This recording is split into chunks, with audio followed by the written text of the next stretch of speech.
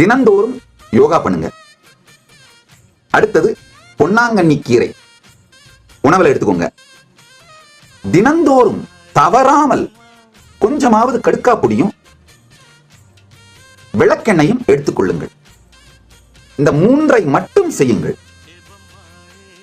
உங்களுடைய உணவு தேவையில்லாமல் உண்பது குறையும். யோகா பண்ணீங்கன்னாலே தேவையில்லாமல் உண்பது குறையும். இரண்டாவது, கடுக்காய் பொடியும் விளக்கெண்ணையும் எடுத்துக்கொண்டால் வயிறு தூய்மை அடைஞ்சிடும். வள்ளுவர் சொல்றார் இல்லையா, மருந்தென வேண்டாவாம் யாக்கைக்கு அருந்தியது அற்றது போற்றி முனின்.